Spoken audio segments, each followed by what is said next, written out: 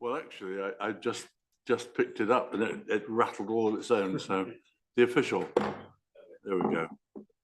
Good morning, everybody. Thank you. Thank you for turning out on this. Some would say delightful, I would not day. I like it to be a little warmer than this. So, welcome to the meeting. This is the Landlord Services Advisory Board Executive Working Group. I am Councillor Paul Rivers and I have the pleasure of chairing it today. And my colleague Terry will do it at the next one and we alternate.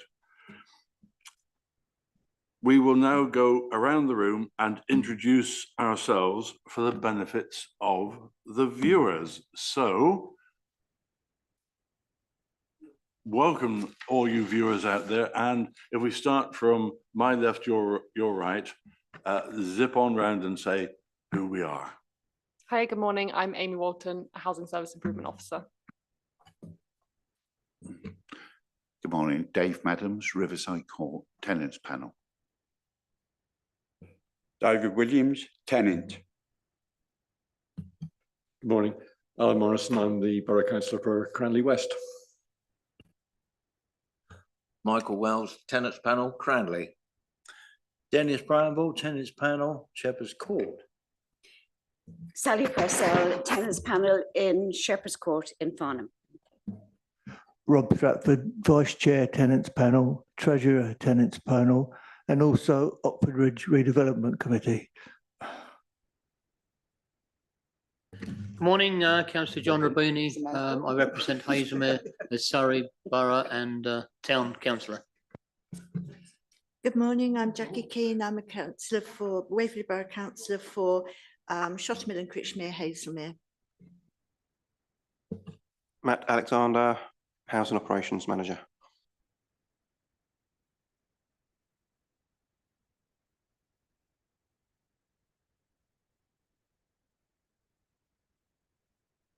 Smith, Executive Head of Housing for Guildford and Waverley. And I didn't put the microphone on. It's bad, isn't it? What can I do without her? It's just...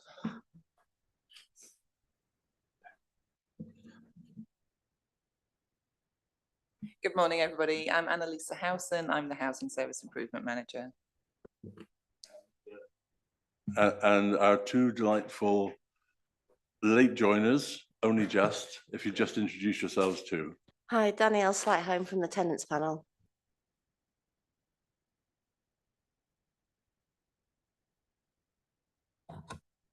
Chris Austin, Tenants Panel. And Councillor Paul Follows, Leader of Waverley Borough Council. Thank you. Perfect. Leila, any apologies? Yes, I've received apologies from Councillor Janet Crow. And Leila, any declarations received before the meeting? None received, Chair. Thank you. And now to agree the notes of the previous meeting. The notes came out quite recently. I don't know if you've all had time to read through them. We had quite a busy meeting last time. We had a presentation from Smith and Byford, which I thought was pretty good, and there was a lot of interaction from the group here. We had Daniel Neild representing Smith and Byford, and he gave us a 6-month progress review. He addressed the challenges that they had taken on in the initial mobilization back in February. He highlighted the progress that they had made since the contract's inception, and they're receiving a pretty high success rate given the initial inherited backlog. He talked about the winter plan, and then we had quite some questions, in particular call out times for what he referred to P1 cases, which are emergencies, These call-out times were within an hour and were completed within 72 hours. That's the target. The P2 cases would be completed in up to 28 days from initial call, with an initial call-out time of 5 working days. So we had a pretty good discussion. In particular, some of the issues around a replacement during winter of when heating breaks down, how people get a little bit of warmth back in. And Smith and Byford will continue to provide blow heaters to residents, although there's a possibility that oil heaters may work better. They would be involved, Smith and Byford would be involved in reviewing that with our tenants on a case-by-case basis. Then Annalisa, our Housing Services Improvement Manager, talked about the Housing Revenue Account Hardship Fund, which was available for tenants. In particular, at this time, we don't want any tenant really turning it down, turning the heating down to a insufficient level, and we need to keep a watch on that. Then we had the Aids and Adaptations Service Review. Adrian Bryant, our Repairs and Voids Manager, took us through that. Just zipping through this quickly. And then we had the Senior Living Fire Alarm Upgrade Contract Award. And that was about it. Any questions on those? If not, oh, Jackie? Thank you, Chairman.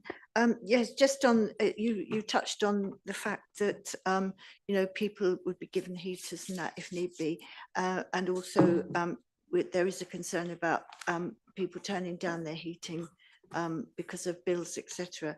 And I think one of the ways that perhaps councillors can help is by knowing who their residents may be in need, and that's through conversations with local organisations, like for instance Hazelway, places like that, and to let the council know, because you very often find that, especially with elderly residents, they won't say that they need help, and they're very proud, and I very understand that, but I think it's something we have to be concerned about, especially with weather like it is now.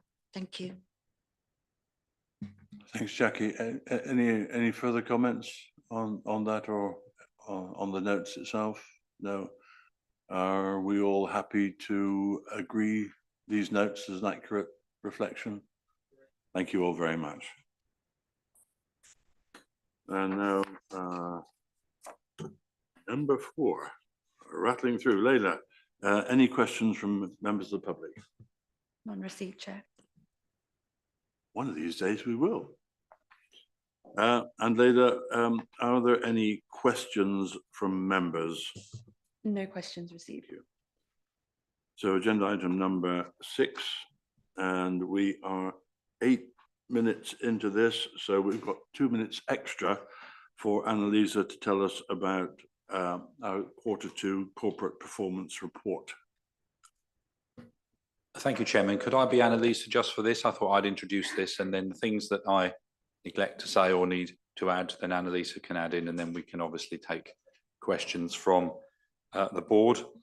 So just looking at the narrative at the beginning of the performance report, just a couple of things I want to highlight. It's really good that we have now got a settled compliance team. I mean, Matt Alexander leads that team. He's here today. And that's not an easy thing to achieve in the current climate. We're getting the right officers in post permanently. And I'm very, very pleased to report that we've got that. Wanted to highlight it for you. And then again, just the last paragraph, easy to overlook partnership working has been the focus for the housing management team. And I've said on a number of occasions in this meeting and in others that we are seeing increasing vulnerability in our tenants, an increasing number of tenants who we need to give support to. And of course, housing officers cannot do that alone. It's joint working with our partners, and there's been some real progress in that area.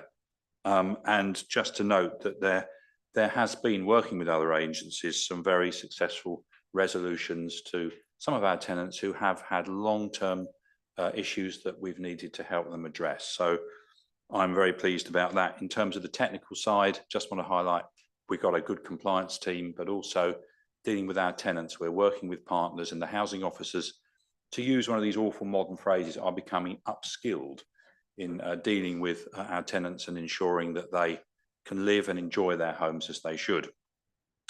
So that was just on the narrative. I don't know whether there's any questions on those paragraphs, introduction. If not, I'll just mention one or two things on the KPIs. They are generally going in the right direction. There are a lot of reds, which is always a concern to us. We are still working hard to get our void turnaround times better, and there's some commentary on that, as you'll see later down in the report. But in terms of responsive repairs, it is moving in the right direction. We're not there yet, but there has been some improvement, working with Ian Williams to ensure the service that we provide to our tenants in terms of responsive repairs, which is what every landlord is judged on, actually. Very interesting, going around the sector. The responsive repairs is something that challenges all of us, but also something that we have to get right for our tenants to make sure those repairs are done satisfactorily and communication is right.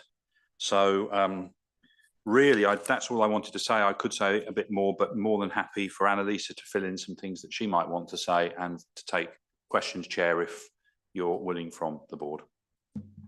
Thank you, Andrew. At this stage, any specific questions on what Andrew had to say? John?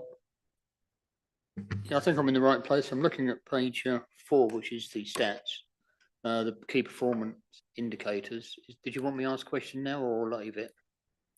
Okay. Obviously, as you say, it's disappointing to see all these red blocks. What also concerns me beside the red blocks is the bottom bit in grey, the housing delivery. A lot of this is out of our control, and I'm not quite sure how much the Tenants Board would know about it, but when you grant planning permission, which you can see is a very large figure, but then below it you immediately see nobody's started any, or very low figures. So we can grant planning permission, but it doesn't mean to say they're going to be built in time. And I'm very concerned that, like everybody, the planning policies don't say you can have planning permission, but you've got to start it. I'm not sure how we get around that. So I'm disappointed the number of affordable homes we're actually getting with the amount of land, because in Hazlemere in particular, what I present, then we've got very little land. We have very few brownfield sites. So getting affordable homes is something we really, really must crack on with and try and do more with it. But unless we own the land, which I'm afraid we don't, then it's very difficult to see how we're going to get those figures up. Thanks, John. Jackie? Yes, with the responsive repairs, I mean, yes, it's bad to see them all in red, but are they particularly difficult repairs that need to be done, which is why we're seeing the red? I mean, things that are going to take longer, or for instance, you know, maybe something is broken and needs to be, parts need to be obtained. I think that's what I'm saying. Is that one of the issues? I'll ask Matt to respond to that, if you would, Matt. It's difficult to say with a breakdown, but we are getting a lot more what we would class as minor works. So it's more than one component or one operative, you know, it might be 3 or 4. So that takes a lot more time, a lot more organisation, etc. So we are seeing a lot more on that side of it. The good news on our side is we've now got another repairs inspector that will be starting in January. So we'll have 3 inspectors now, plus a post inspector. And of course, we're going to have the damp and mould inspector officer from January as well. So that should take some of the support away from the support the inspectors, which means we can then drive the repairs and contractors a bit more. So I wonder, Andrew, to what extent our stock survey is giving us a lead in terms of future work that needs to be planned. That is a good point, because obviously we've got the stock condition surveys going through and they are bringing up a lot more repairs, which is great, but they're things that tenants haven't told us about. So we are seeing them, and particularly with damp and mold, for example.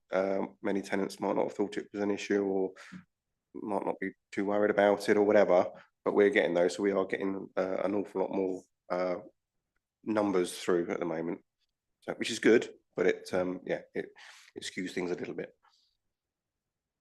Andrew? Yes, thank you, Chair. I just wanted to really respond to Councillor Rabini and say, absolutely, it is a huge concern, because I know this isn't directly necessarily the remit of this board, but when we look at our housing delivery and our housing sort of function as a council, seeing a continual stream of new build affordable homes across the borough is absolutely essential, and the well has run pretty dry. And that's not to do with planning, and it's not to do with anything really directly in our control. It's to do with the economic situation, what we call build cost inflation, how much it costs now to build properties, making sure that affordable homes that come forward are what we call viable. That means that they can be built, and then the tenants that rent them can rent them at an amount that they can afford. After this meeting, we've got our Housing Association Forum, where our Housing Association partners will join us around the Zoom table, and I shall be very interested to take the temperature from them to see how they are finding their delivery programmes. I know one association that we worked with a lot in the past cancelled its new build programme, because particularly in the light of the damp and mould issues and other compliance issues, they felt they had to put all their resources in making their existing stock as safe and as comfortable and as dry as possible. So there are a lot of pressures on affordable housing providers, and at the end of the day, we've still got to make sure the homes that are built in this borough, people that need them can afford them. And Councillor Rabini said, I don't know how we solve this. I don't either. But I would just want to emphasise that is an issue, because if we don't get new homes, yes, we have a churn in our stock, a churn in housing association stock in the borough, but unless there are new supply, then the housing register numbers will probably stay at least the same as they are. And ultimately, when you're dealing with homelessness, you find some temporary accommodation for homeless households, but eventually everyone needs a permanent, safe, warm and sustainable and affordable home. And we're not getting the new ones built, and it is a big problem. Jackie? Yes, one of the things that I think is concerning in a way is that with the right to buy, tenants can purchase their property. Every time a right to buy comes along, we lose one of our properties, which obviously adds to the burden that we have. And I think it's very sad that, you know, that hasn't been looked at now and stopped, because quite frankly, if we carry on like we are, you know, our stock is diminishing year by year in a way. And I think that is a very big problem that we have. Thanks, Jackie. Yeah, would you like me to let you have a word with our Prime Minister? Would you? There may be a queue. There may be a queue. John. Yeah, thank you for letting me come back. I just wanted to add to my first bit that in fact it is particularly noticeable in our town centres. One of the problems I have in Hazelmere is that the housing, when it's squeezed in that is built, isn't affordable, isn't social.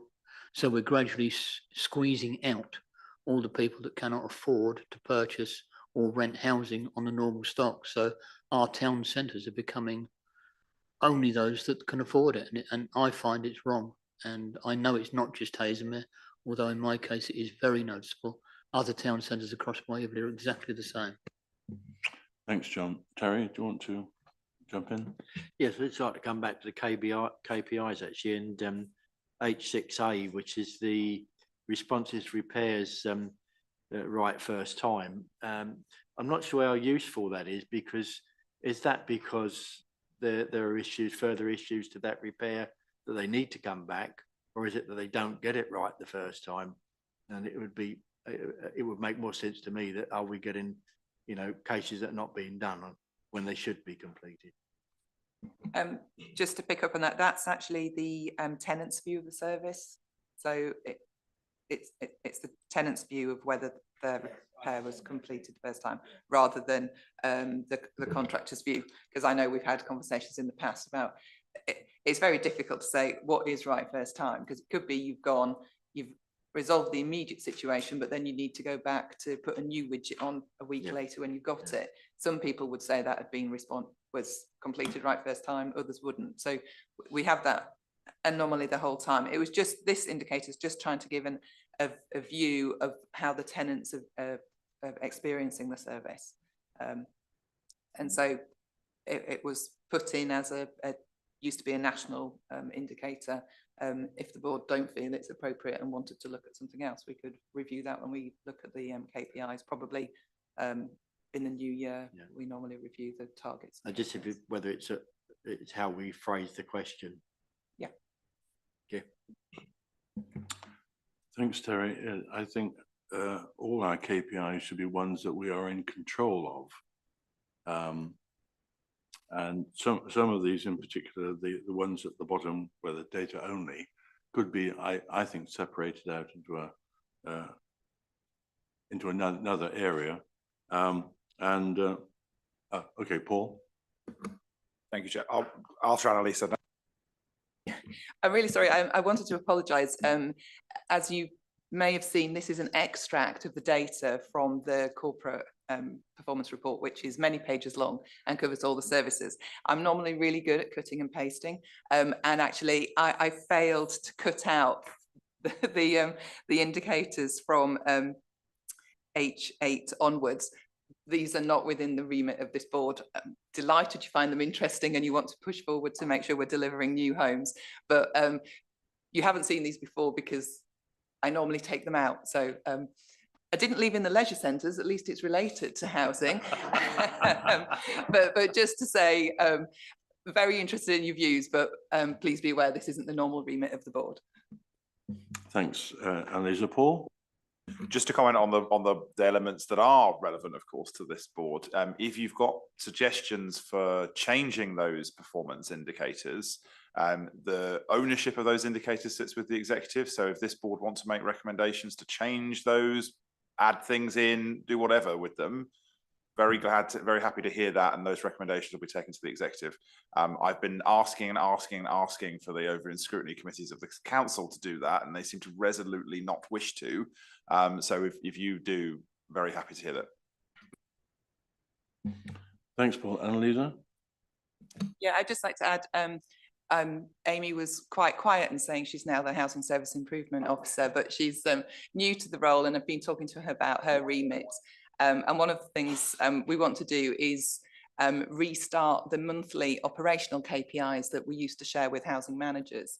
And our proposal was, once we've got those set up, we thought it would be beneficial for us to share some operational monthly indicators with the board, because obviously you're looking at information now from last September. We'd like to try and make sure that you get information in much more timely fashion, and get more information about the compliance information. What's happening with the housing management team. There's various bits of information we collect that we aren't currently sharing with you, and I think there's an opportunity for us to potentially come out of using this corporate quarterly report and actually give you more of a snapshot and a dashboard on a monthly basis. Thanks, Annalisa. And I guess as a council, we are still going to be judged by the regulator on these responsive issues, again, which we are not directly in control of. Annalisa, do you want to carry on with following on from Andrew's report on corporate performance? Okay, so I do always think that this report has so much information in it. You could split it out into 5 different reports and we could spend half an hour talking on each issue. So I'm glad that Andrew highlighted some of the things that we'd put in the commentary for you. And we've had a good discussion about the KPIs. The other information in the report is about our progress against our service plan. Again, that's something that we probably need to think about reporting differently to you, rather than just a little pie chart saying, yes, we're getting on with things, but what have we been getting on with and what have we achieved? The internal audit information. This was an audit about the use and occupation charge. So this would be when a tenant has passed away and anybody who's living in the property doesn't have the right to succeed to the tenancy. So there were some anomalies with some of our data. We needed to tighten up our procedures and deliver some training. So I'm pleased to say since this report was written, we've reviewed this, the succession policy and our procedures, and we can probably bring the succession policy to the next meeting if you're interested in looking at it. Essentially, it's just clarifying who has the right to inherit a tenancy following the death of the tenant. And so I'm pleased to see that progress has been made with that internal audit. One of the areas we are getting more challenged with is the level of complaints and the officer's time to respond to them. I know this is something Andrew has been looking into about resources. Now we've got Amy in post, we have offered the other housing managers additional support. She's more than capable and able of investigating complaints and writing responses to make sure that we're maintaining our targets. I think it's important that we recognise if there's an issue, we investigate whether the complaint should be upheld or not, but we also need to be getting back to tenants in a very timely fashion. You may have seen that the Housing Ombudsman and the local government ombudsman have recently completed a consultation on having a joint code of practice. We've brought things from the Housing Ombudsman to you before, so that information will come out in the spring, and corporately we need to do a review of how we manage complaints. So I'll bring that information back to you when that's in progress. And then the last bit is all the money bit, the nice bits of the finances. So generally we're in a favourable position. You can see where we've been, where we're intending to spend money on decent homes and roofing works and things. And we're happy to take any questions. Great, thank you, Emily. Yes, questions, John? Thank you, Chairman. It's only a very small one, I promise you. You're talking here about due to an increase in complexity of complaints. Is this something like the mould issues and one or two other things? What is increase in complexity? I have a little bit of a phrase when I talk to some of our staff. It's like, unfortunately, when we get things wrong, we sometimes continue to get it wrong. It's a bit like we holding onto a bouncy ball that we can't grab hold of. And that's what I mean by the complexity of complaints. So if we don't resolve one issue, then another issue might occur quite quickly afterwards. Some of the complexities are actually about the nature of the, I think, Matt, with it, sometimes it's quite difficult to, sorry, my brain, to work out what the actual problem is. So you say damp and mold. So the first thing would be, you know, historically, the first thing we would say is make sure you open your windows and put your heating on. Actually, we know that's not the answer. We need to make sure that we're reviewing the structure of the building and other things. So yes, the investigations are taking longer in some cases, and that's why they become more complex. Yeah, that wasn't a very good answer, sorry. It was, you said it was a short question and I've given you a long waffly answer. Yeah, but thank you, that helps with that mold thing. It does show how things build up and you go in not the wrong direction, but you do one and then it leads on to others. Thank you. Yeah, I think one of the complaints I saw recently was something about a boiler, and each person that went gave a different diagnosis. So that's where things get challenging. And it could be that there were 5 different issues with it. But sometimes you've got to try one, and then if that doesn't work, you've got to try the next solution. And that's why things sometimes take a bit longer. Thanks both. I mean, the short questions are always easy. They're not ever going to be hard to answer, like when and why. Then you have to fill it in. Good. Thank you all very much for that. Let's move on to number 7. And we have our customer experience group representative, Rod Blackmore, to update us on the on his group's findings of the findings and survey feedback. So aids and adaptation survey feedback, over to you, Rod.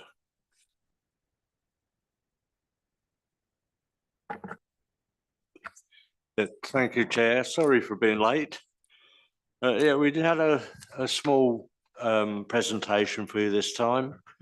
And the group requests that the board's view and support for the suggested recommendations.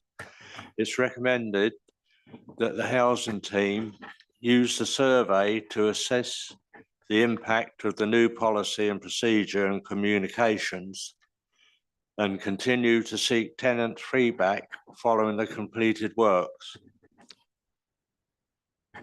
This should consider ways to increase the response rate, redefine the survey questions following the initial pilot with the customer experience group, consider sending surveys immediately after works have been completed, and offer opportunity to complete the survey by phone or in person.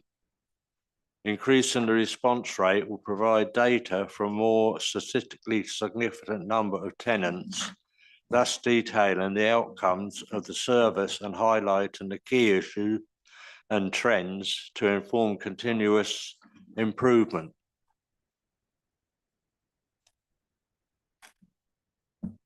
Thank you. Thanks, Rod. Any questions? Any comments on Lisa? Yes, hopefully you remember that you had the aids and adaptations policy presented to you at the last meeting. We organised, as part of the review of the aids adaptations policy, we organised to do some tenant satisfaction surveys. We did have not a great response from that, which is why Rod's identified that we need to consider ways to increase that response rate. And I think we've got some ideas about how we do that. But the thing to say that even though it might not be statistically representative, the feedback we get from tenants is really valuable.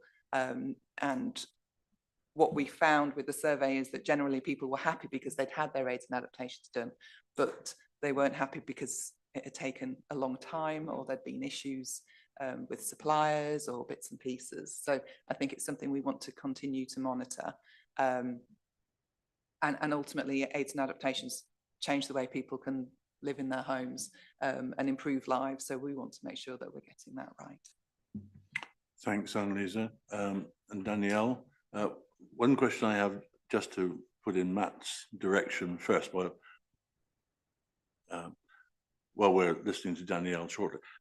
Aids and adaptations, what happens if we have to do a really expensive one?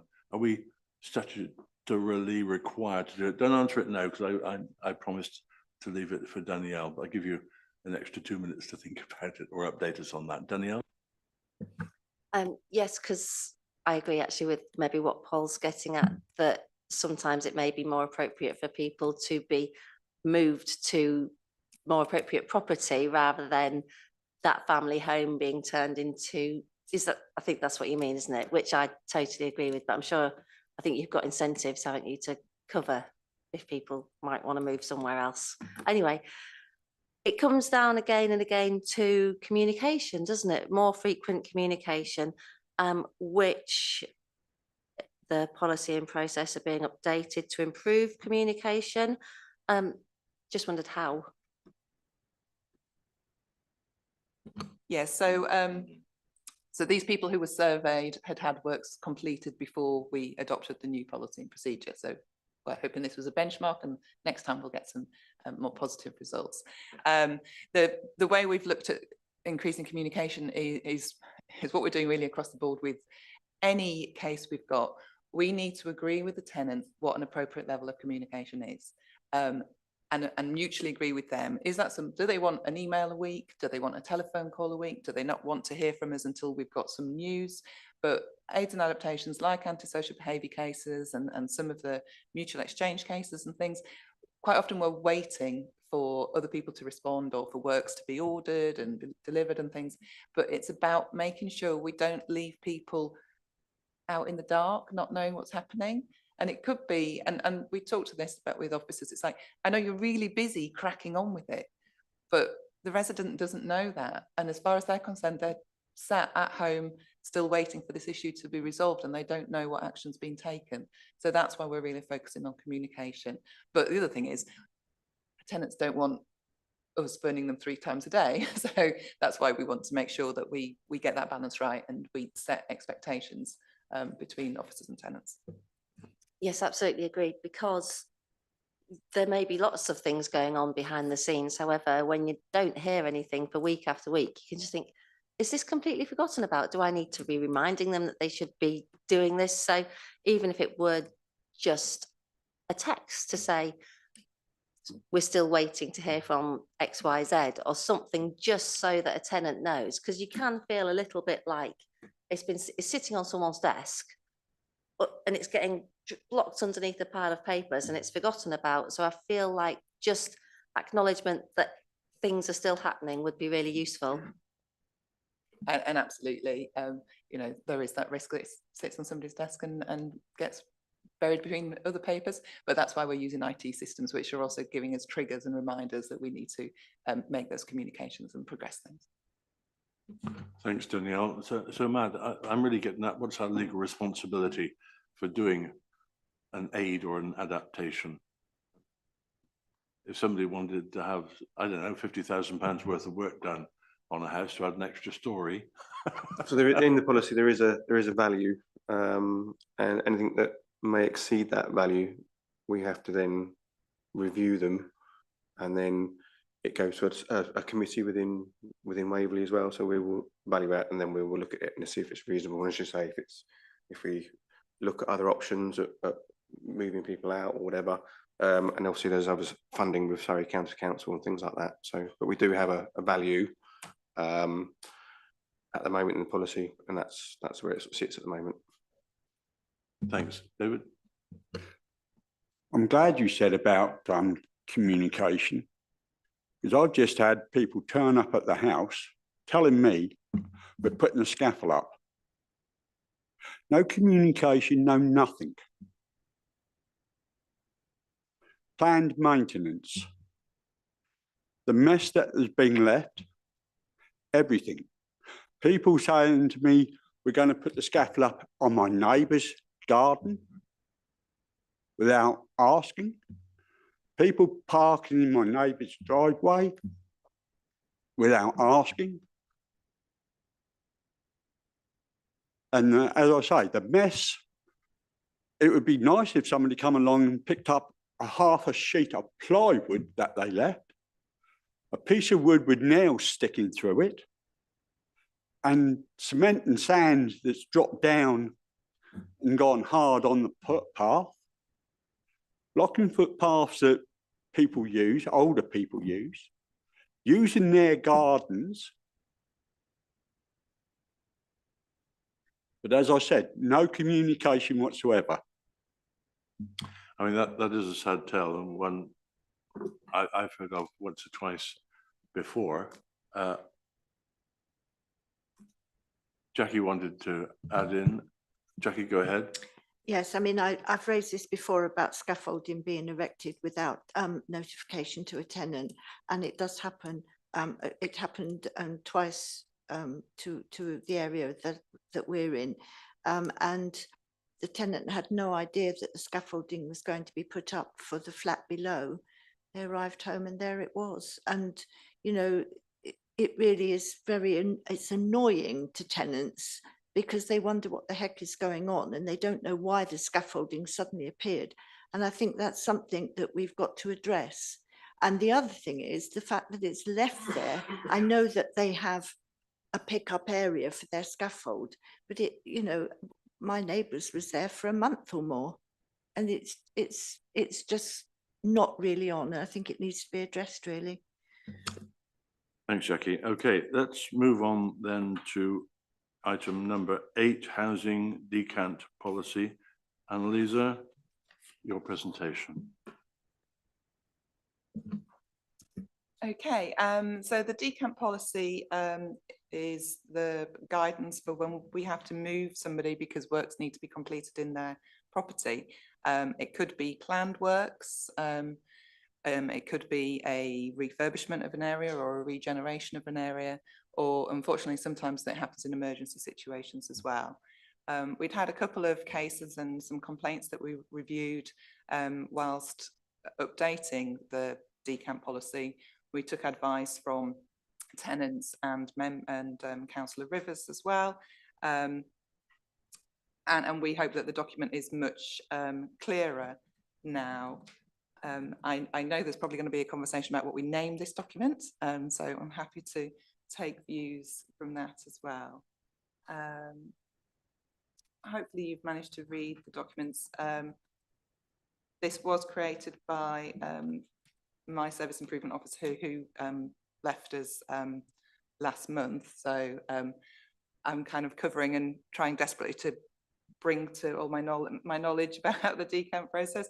But one of the issues we had when we were talking about the policy and then talking to the team about the procedure, I'd be really interested to get your views. So first of all, whether you support the policy or not. But the second one was some procedural issues that we'd like to get your views on as we're developing the procedure guide.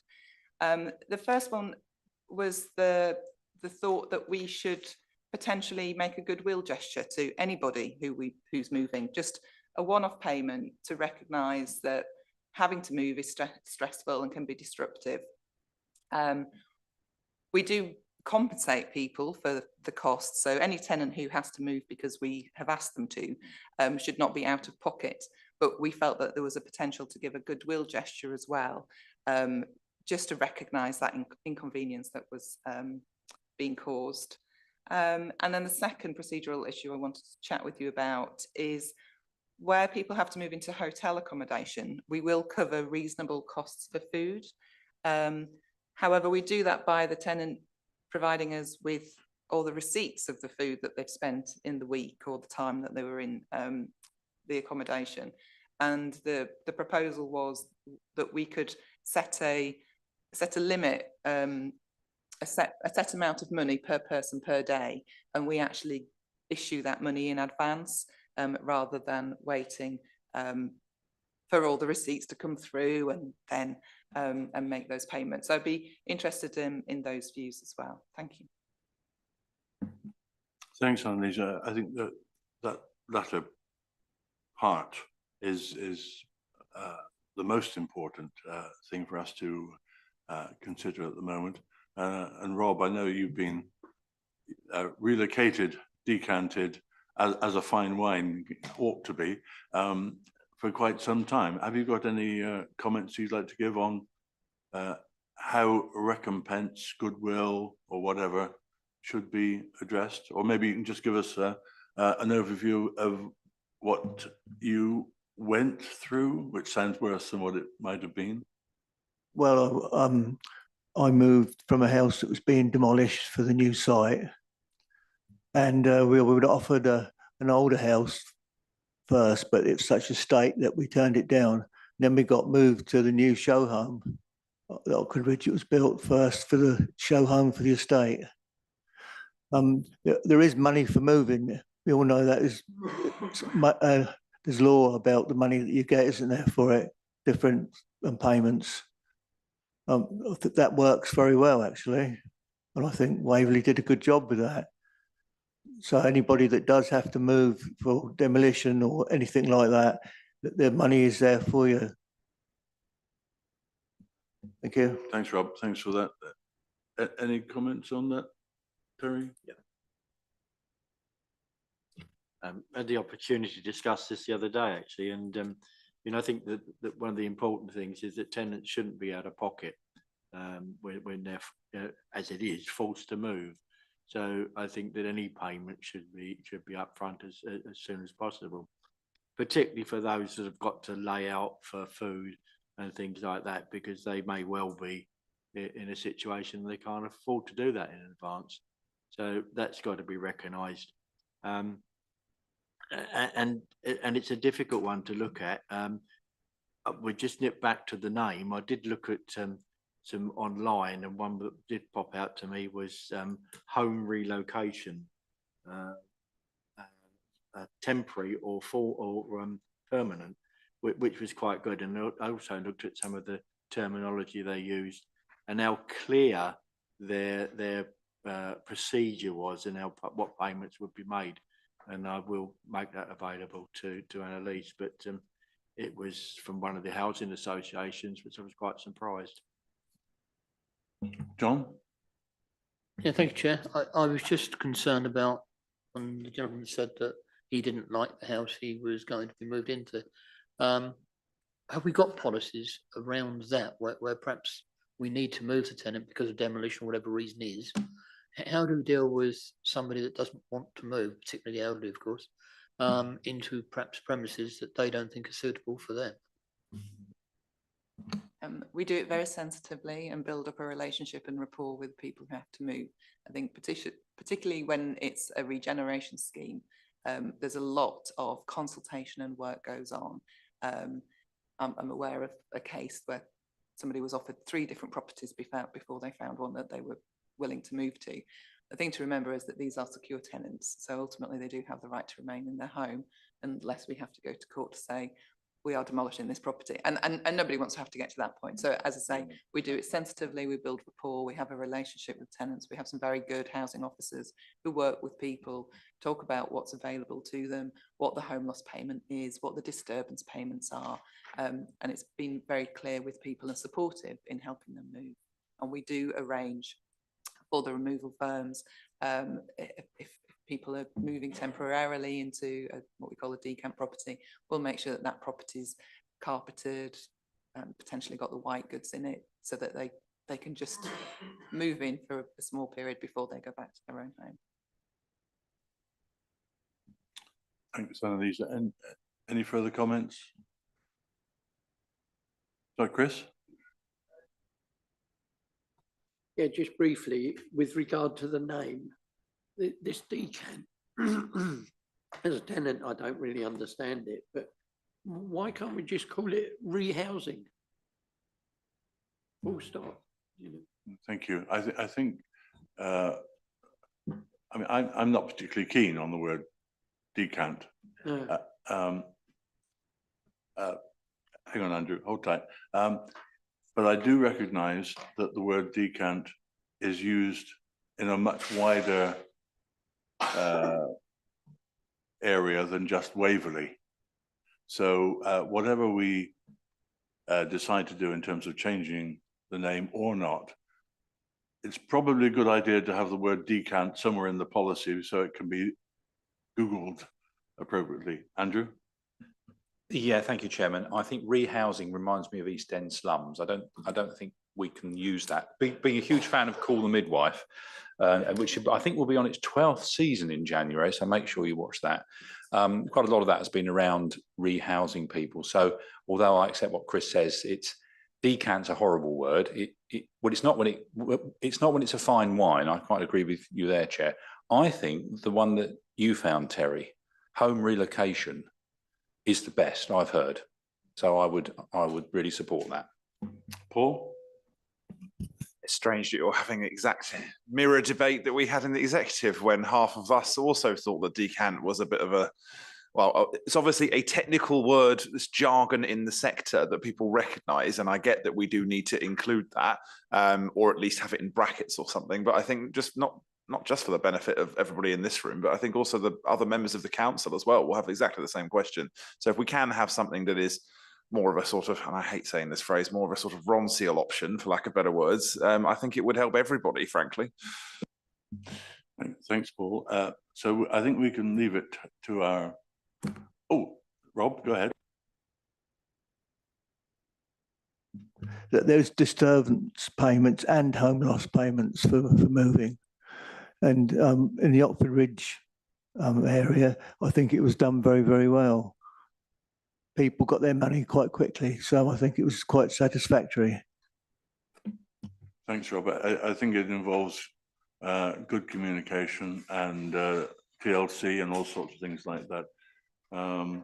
I would suggest we can leave the naming of this policy to these good people here, but any suggestions on the back of a £5 note to me would be very welcome. Jackie? Yes, anytime. I think Terry's suggestion of rehoming or temporary rehoming is excellent, and I think if the tenants are happy with that and Annalisa is happy with that, I think that's the thing to go with. Sounds like a deal. Annalise, are we forcing you into a corner? I've got a little confused. Are we talking relocation or rehoming or home relocation?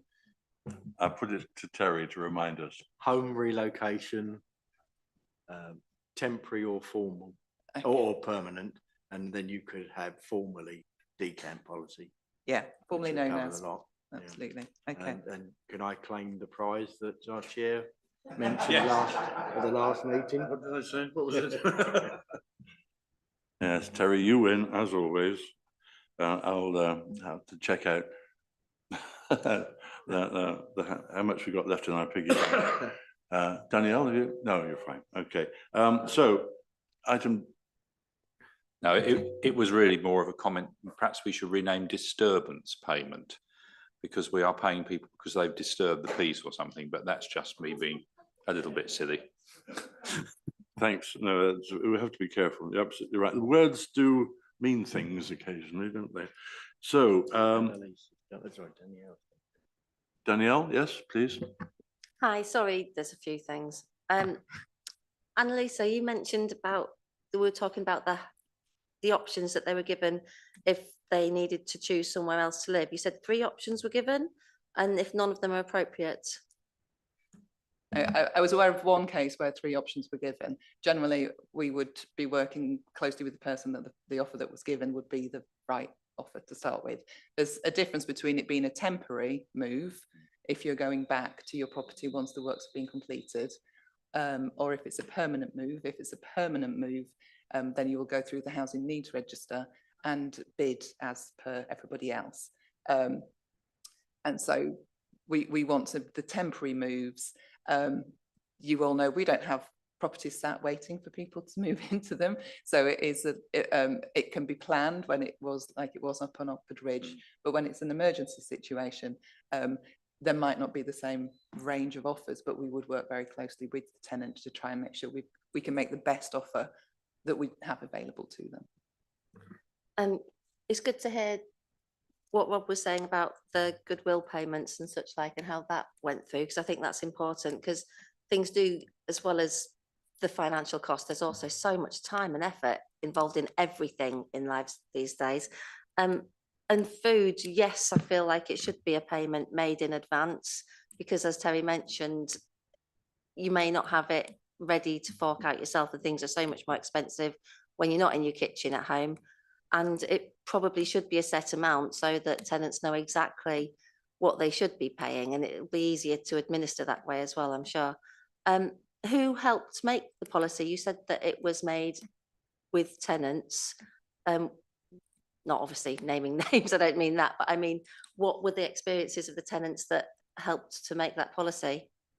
Okay, well, we'd had a couple of decant cases that didn't go very well. So we spoke to those people and learnt lessons from those issues that had been raised. Was it building ones or was it emergency decants? That's what I'm getting at, I emergency guess. ones, yeah. It was Okay, good. emergency ones. Although there was one that was a refurb one that the move took much longer than it should have done. So we wanted to learn lessons for that. And so one of the things that we really picked up was making sure we do a comprehensive assessment at the beginning about the tenant's needs and individual needs, particularly if there's anything around any disability or OT referrals. That was one of the cases that we had, that the person had an OT referral to move into the home, and then that wasn't picked up when we looked to move them to temporary accommodation. So that was one issue.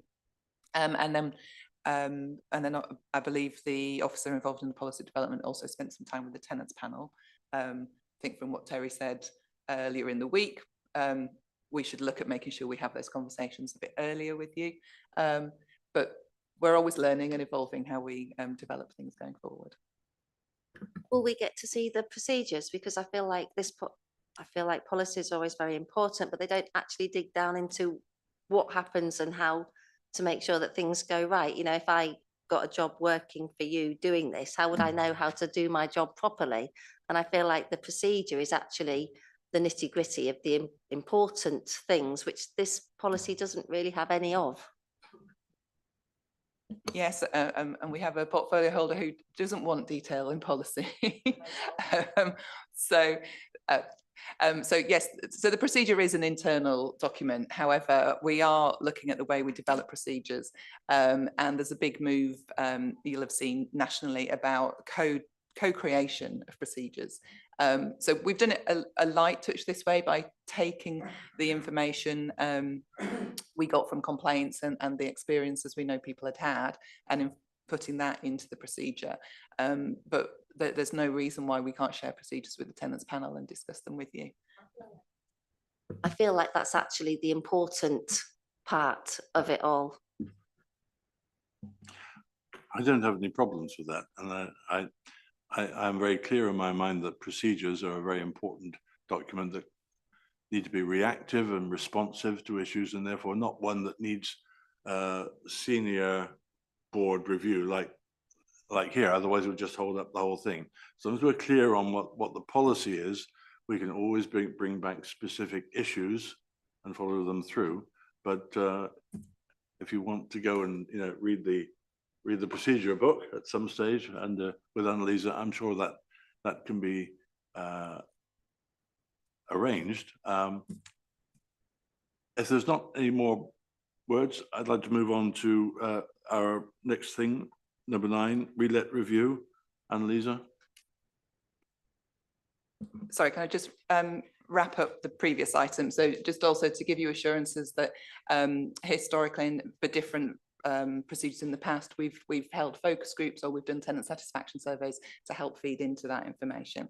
And can I just check with you the recommendations of the paper? Do the board support the policy? And just to confirm your views about the goodwill gesture and payment for food. Okay. No comments on that, but explicitly, Annalisa, I think in terms of remuneration for it, I think it has to be, firstly, the fact that nobody should be out of pocket. Secondly, that it should be a very sensible amount of communication, all of which we would be doing anyway. But beyond that, I think we have to leave that to the appropriate procedural review. I mean, the policy is that nobody should be out of pocket. Exactly how that is, I mean, if you have to be moved to the Ritz after a while, quail's eggs and caviar get a bit dreary, don't they? So I think we can certainly commit to that, Annalisa, but the details I think we have to leave to your expert usage. Any further points on that? So are we agreed? Have I missed anything out, Annalisa? No. Are we agreed on that? Thank you all very much. Okay. Now, at some stage before any other business, because I don't like any other business, I think we might have a little word with Steve, who slipped in at the back, about something that Terry and I have been talking about anyway this morning, but I'll leave that to later in the meeting and let you all be very excited about the anticipation of that. So relet review, Annalisa, once again. Okay, thank you. So this has been on the in my work plan for quite a long time. Back in December, I can't believe it's nearly a year ago, we had a kick-off meeting internally to complete a relet review. So I'm here to give you a progress update. The review has not been completed. We've made progress and we've put some steps in, but just from the outset, just to say this project did not run as I expected, given different issues that came up and conflicting priorities, but it still remains a central issue for us that we want to make improvements on, and we have been making changes. So let me press the right buttons.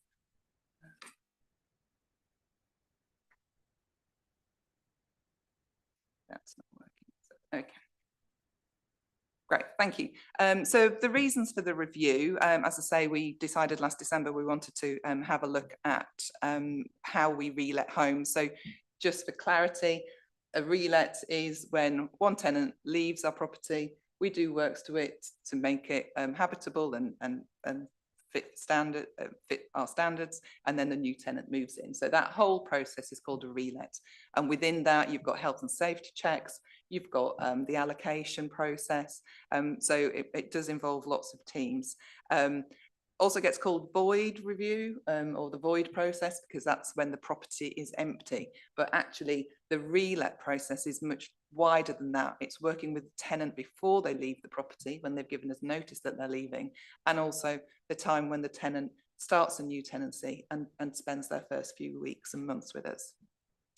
So the reason for implementing the review was that there'd been lots of improvements and changes with the way we manage the relet process since we'd completed a Project 20 process that was launched in 2014. So, you know, that's a few years. We'd gone through the pandemic. We'd brought in paperless sign-ups, videos for viewing. So there was lots of things that had changed that weren't reflected in the procedure. We were also very aware that we failed to meet the 20 working day relet target, and that hadn't been met since March 2019. You've seen from the stats today, we're still nowhere near that. And actually we've changed the target to 25 days and we're still not in a position to reach that target either, given the complexities and issues we've had. There's been a lot of changes to customers' needs and expectations. There's been different reports about carpeting and heating, the standard of decoration, and what our void standard looks like. There's been changes with that.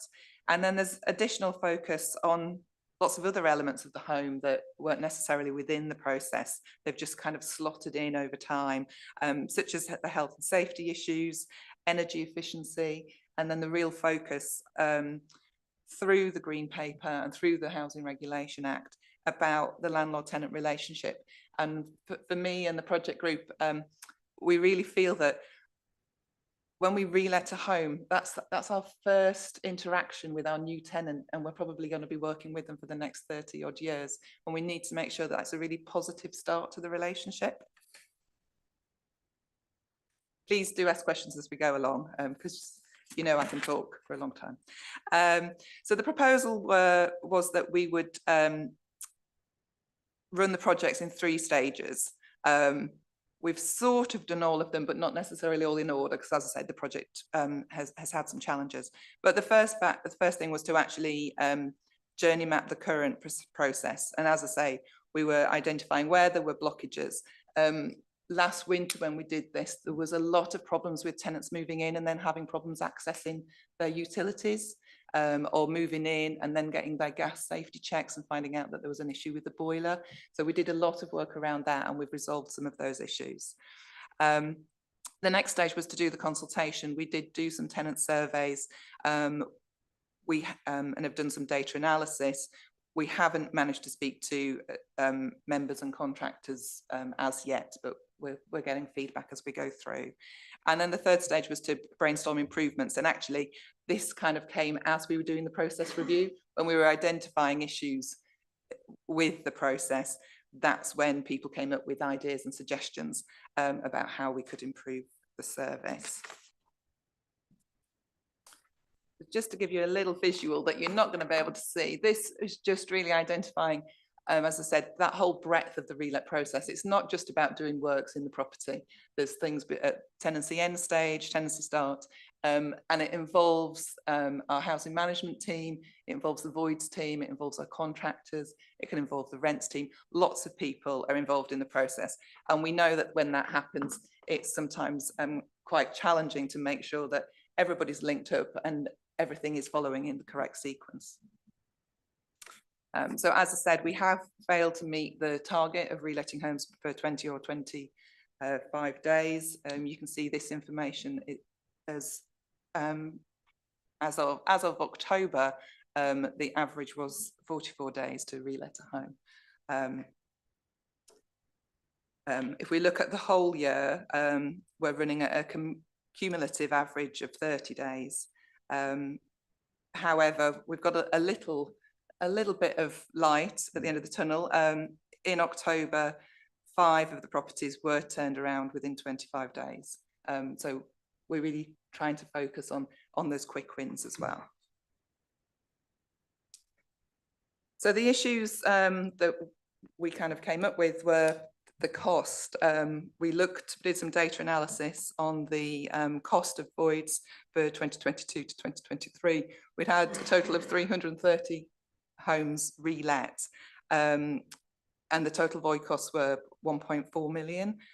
So that was an average cost of about 4K per property, which we felt was very significant and not necessarily, we needed to delve deeper into that. So more detail went into that.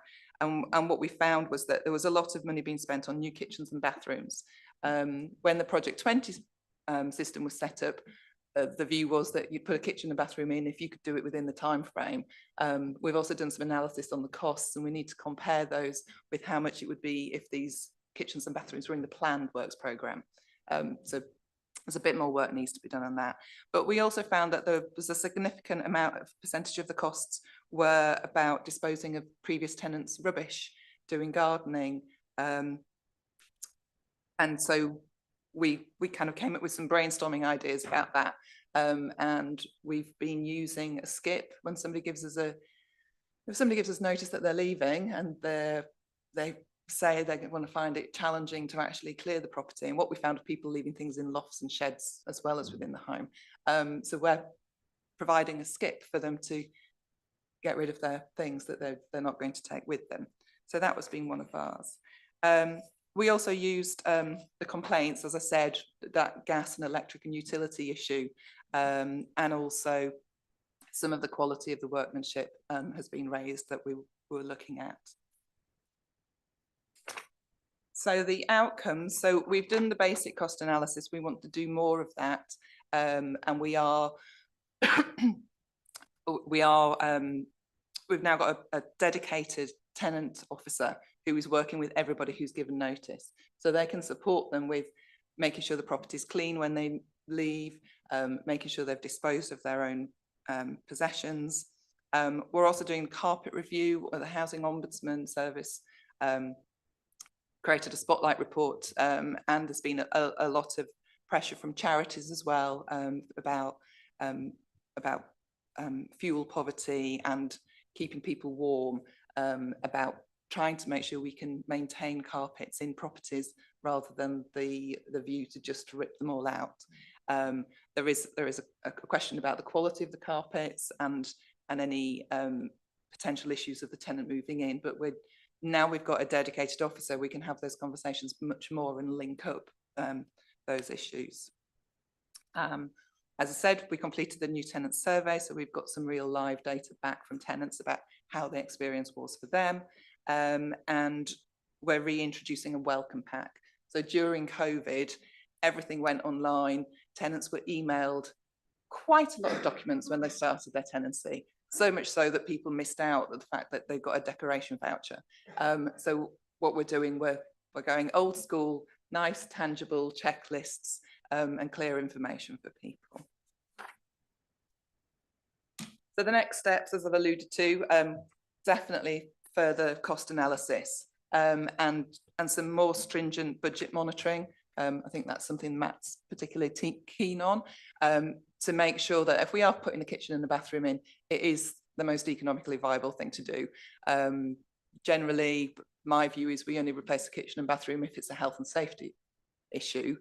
Otherwise, we tell the tenant they're on a programme, I need you a new kitchen in 3, 5, 10, 15 years.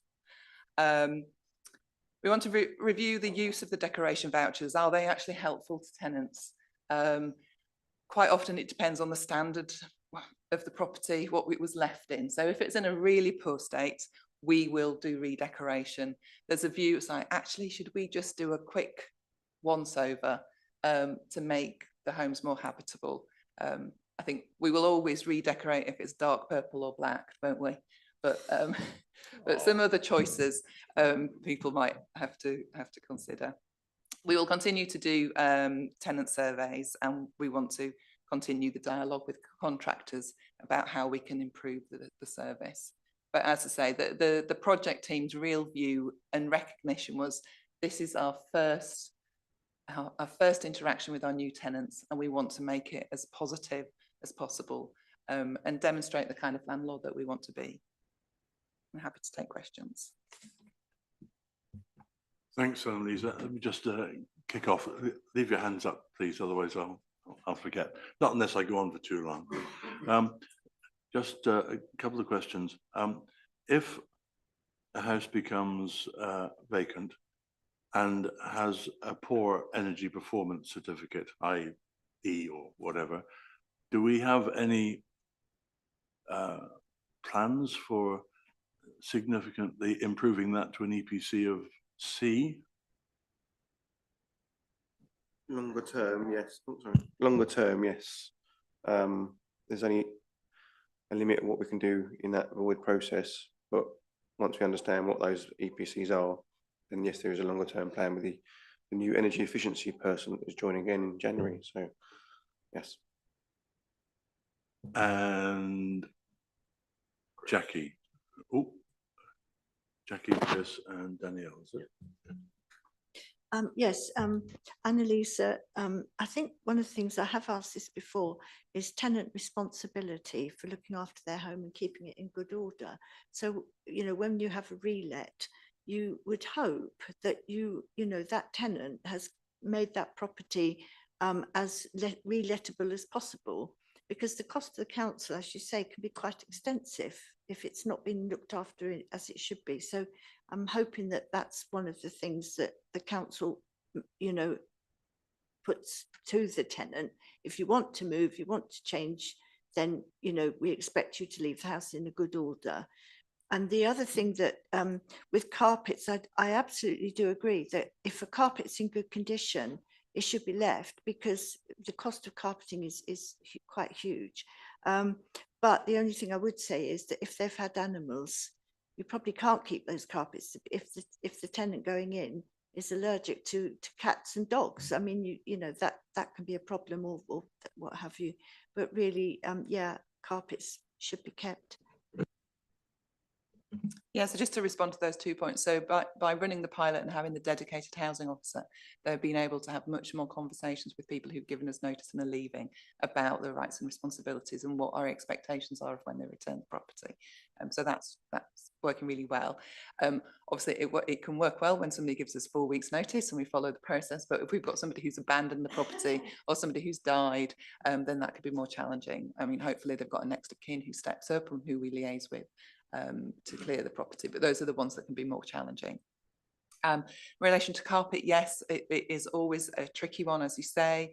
It's a big if of the quality of the carpet and whose judgment of the quality of the carpet is the right one. As you say, damage, pets, all an issue. One of the things we were looking at in the review was, do we look at trying to budget to provide carpet in some cases? And the proposal was it would be good if we could try and cost it for bed sits and 1-bedroom properties, because we know that the people who are going in there, generally it's their first home, they are strapped for cash. We do tell people that if you're on the housing needs register, these are the type of costs that are going to happen when you are offered a property. And then also we've used the HRA hardship fund a bit this year to help people with carpets when they've been moving into properties as well. Thanks, Annalisa. Chris?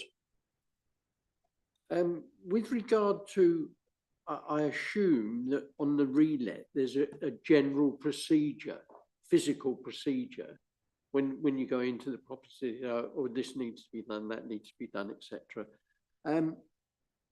How is that general for? Doesn't matter what the property is that you're reletting, you have this separate physical procedure. Now, and if you have, how often is that reviewed? I mean, I'm thinking of the example of where I'm chair of a little association that I have, and we have 13 units in there. And on speaking to tenants that are in there, when you look at it, every single one of those tenants, when they moved in, had different problems. There was, oh, mine was never like that. They never offered me this. They never did this. They never did that. Every single one was different.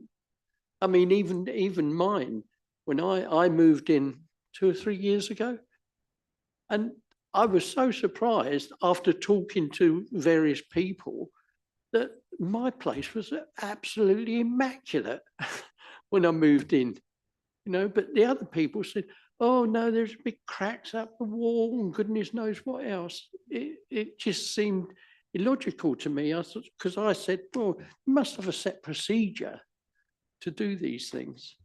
Yeah, absolutely. We have a void standard, and so it's making sure that all the wash basins, the toilets are working. I can't remember off the top of my head. That the windows and doors are open and close and can lock and all those type of things. So yes, we do have a void standard. I think there is a big variation, as we've said, about the difference between how some tenants live in their properties, and how and some people have more resources to make their properties different to others. So hairline cracks would not necessarily be an issue, but I've always been told if you can put your hand in a crack, then that's the problem. And as you say, some people will leave their homes immaculate. And as I said, unfortunately, sometimes if a tenant's died or they've abandoned the property, they're not going to have cleaned the toilet before they leave. So we need to make sure that we do those activities. Danielle? Hi, there's just so much in here, but with the best will in the world, even if you haven't done a flit or died, when you take your furniture out of the house, it doesn't look as nice as when your sofa was covering up that grubby mark. So also tenants have got very little time generally to move. So it's reasonable that there will be work to do. And also that if we want tenants to continue to look after their homes, that we should give them to them in a good state of order so that there is that mentality. With regards with the things that you were talking about, I think that the decoration vouchers are very useful. I think that in addition to this, what you mentioned about whizzing over with a coat of paint whilst the decorators are there, whilst it's empty, you've got a professional decorator, fly over it, would make it a really nice thing to come into. This is a long time ago, but 11 years ago, I came to my home and the standard was that kitchens and bathrooms were decorated. I was lucky enough that it'd all just been replastered. Kitchens and bathrooms were decorated, but the rest of it wasn't. So it was all just bare plaster on all of the other rooms. So there's a fair amount of decoration to do. So yeah, a lick of paint would have been useful. You mentioned skips. If people mention to you that they may struggle, I'm just thinking you're going to have to get a skip anyway. Why not as standard, put it out there before people leave? Just thought. And regarding budget, like you say, if the kitchens and bathrooms needed replacing anyway, that should be reshuffled out of the planned works budget. Now, the main thing, because I think this is a really, really important area, is the tenant involvement from the start. Is it possible, are the houses allocated before the re-let work begins? Because I think that this is the crux of the position.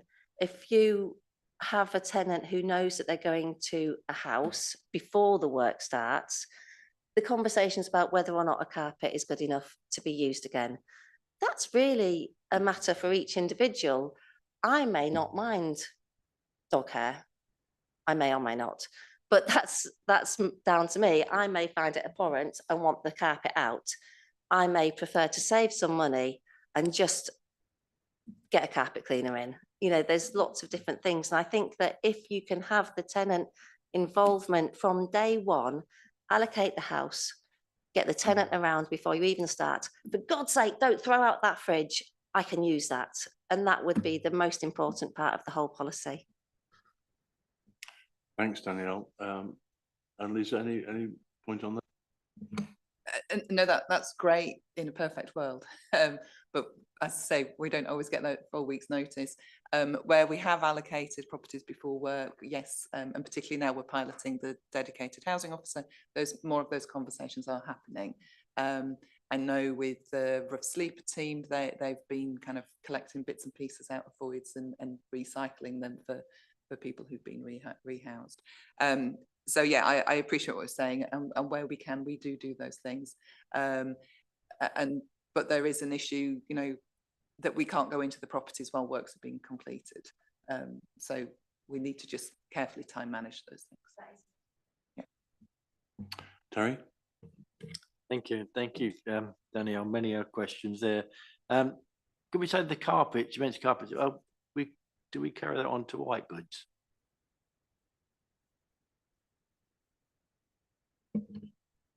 Not generally, no. I don't think many to be fair, I don't think many white goods are left. And those that are, you wouldn't want to reuse, is my understanding.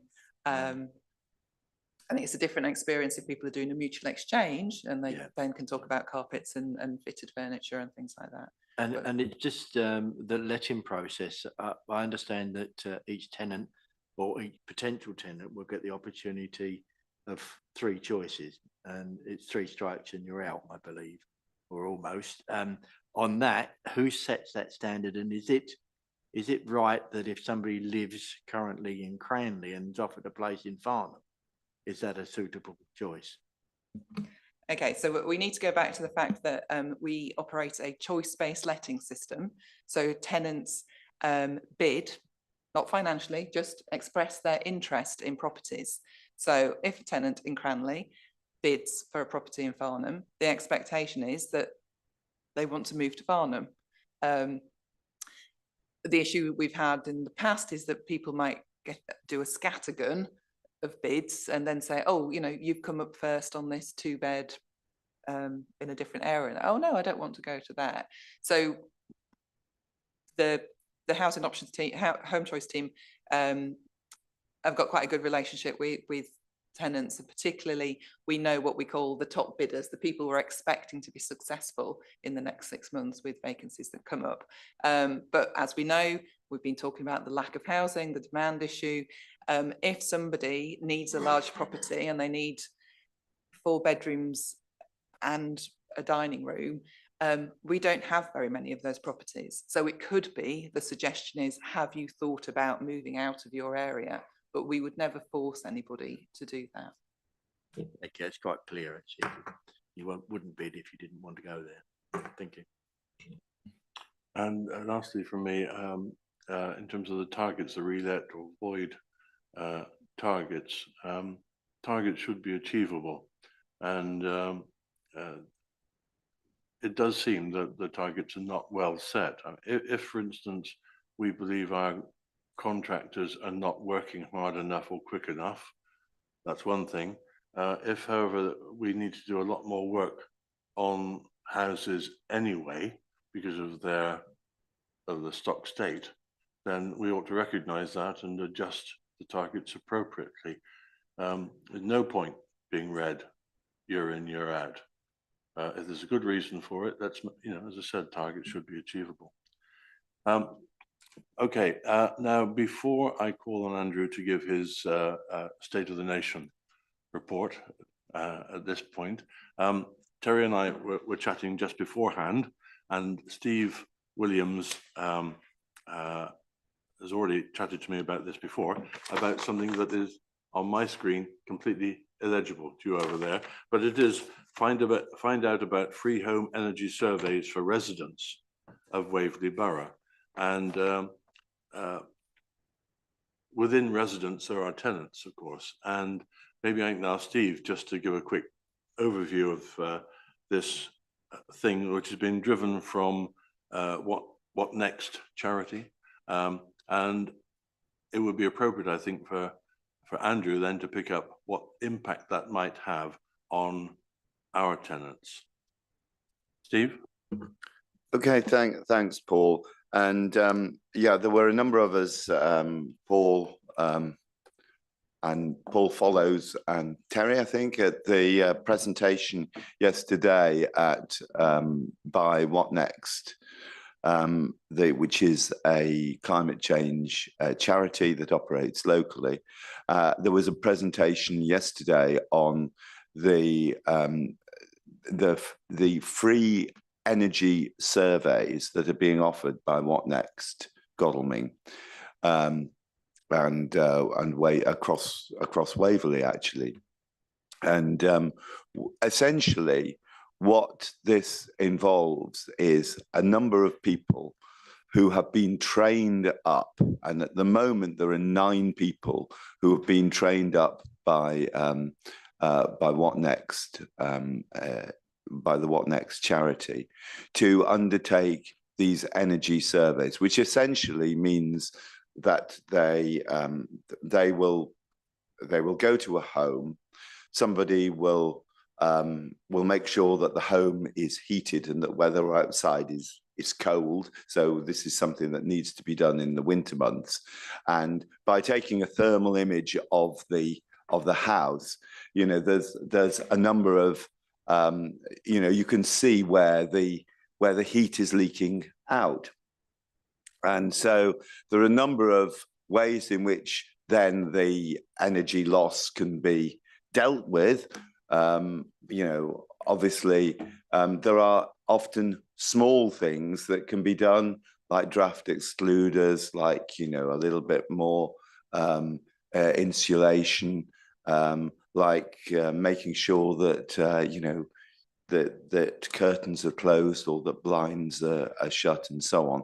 But so there's a whole series of things that can be done, which can not only, of course, save energy and save the planet, but actually, very importantly, can actually reduce energy costs for people living in their homes. So as this is now on offer across Waverley, I really wanted to be sure that that those people who are living in our homes in Waverley, in our council homes in Waverley, have an opportunity to be able to access that scheme and can benefit from it. And obviously, particularly people who are, you know, really suffering from the cost of living crisis and suffering from the kind of energy poverty that we've been experiencing in recent time. So, so I really wanted to just throw that out to this particular group. There may be limited capacity at the moment in terms of what Next could deliver. But I do think it's important that, particularly as the capacity expands to undertake these free energy surveys, that as many tenants as possible take advantage of this. I just think it's, you know, it's a no-brainer. I mean, it's you know, it's good for the planet, and it's actually very good for the pocket. Thanks, Steve. So, Andrew, if I can ask you to include that within, I'm always conscious that there is no such thing as a free breakfast. I've been looking for one for a long time, but I could also imagine too that if 4,800 tenants suddenly asked to sign up for this sort of thing, it might be a little previous. Anyway, thanks, Steve, for that. And Andrew, if you'll include that within your report, I'd appreciate it. Yes, thank you, Chair. Just to say, I think that's great. I mean, I think it is a free breakfast. And not only that, I think if people can see how they can save energy, as well as helping sort of climate change in the planet, then it is good all round. The latest edition of Waverley Homes and People has just gone out, but I would think, I might say, a centre spread in the next edition could be very good. So that clearly goes to all of our tenants, and also those on the tenants panel and the tenant representatives today. Make a note of it and begin to decant that. No, cascade that. Cascade is the word. Steve, who do we have a contact? So immediately, if people were really interested in sort of signing up for this, who should they contact, we can put that in the notes and sort of get that out there. Yeah, if they contact What Next, What Next, yeah, directly, yeah. then I can send you the details and you can pass them through. Yeah, okay, Steve, thank you. Well, my report today will be very brief. It was just to say that this will be my last Landlord Services Advisory Board, because at the beginning of next year, I've taken up a role at Horsham District Council as Head of Housing and Communities. So it's a moving on for me, continuing with my great love, which is housing, and my second greatest love, which is communities. I did the communities work here for about 4 or 5 years and loved it. So I'll be moving on at the end of this year. Not much to say other than that I have loved my 7.5 years at Waverley, and it is 7.5 years, and working with all of you who are in here today that I've known, with Councillor Rivers, particularly with Terry on the tenants panel, seeing our work, working with tenants increase and develop and deepen and really make a difference. I won't be able to take that to Horsham with me because we don't have stock, but we do have quite a lot of units of temporary accommodation. So a lot of my role will be with helping homeless people, which again is something very close to my heart. So I would just like to thank everyone in the room that I've worked with for your support and how much I've enjoyed my time.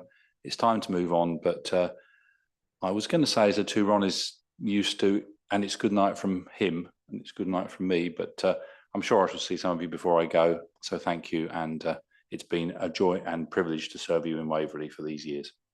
Thank you, Chair. Well, I think it's Horsham's gain and Waverley's loss, and I'm personally very sorry about that. And it looks to me as though there's not even one dry eye in the house. Rob. I'd just like to thank Andrew for all the work he did at Oxford Ridge. When he took over the contract there, things changed completely. And I say all the residents are very grateful for what he's done. And also I'd like to say Andrew is the perfect gentleman. I think that really describes him. That's great. John? Yes, I'd like to, on behalf of obviously the councillors on these various groups, thank Andrew for all his hard work. The one thing I've noted since I've got to know him is the fact that his door's always open. So you can ring him, talk to him, and he's got the answers. Thank you. Thank you. Thank you, Andrew. I'd just like to say thank you for all the effort you've put in for tenants. And we've only really got to know you since you took over this current post. But again, it's that you've always had your door open. We can always contact you and you respond to us. And that's been, for my part, very encouraging. And I thank you. And I'm sure my colleagues would like to thank you as well. Thank you. Sorry about that. Okay. Onwards with the work programme. Annalisa, just very briefly, if you can. You have a whole 10 minutes, doesn't take up all of that. But perhaps you would remind us of the special session in December on the housing revenue account, because there's that word rent that will be on our discussion agenda in probably January. Is that right? Annalisa. Okay, thank you. So as you may remember, we didn't schedule a meeting in December for the board, an official meeting, because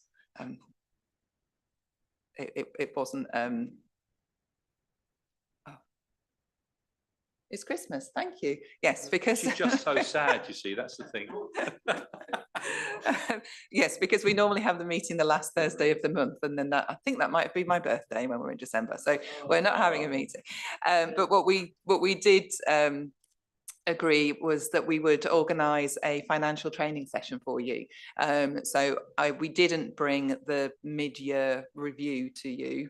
I think it's better to have that as a private meeting where we can go through the numbers, really help you get underneath the bonnet of the HRA business plan, and go through what have we been spending money on, where have we not been spending it, where have we been overspending it, with the view to inform you in reviewing the budget setting process that will happen in January.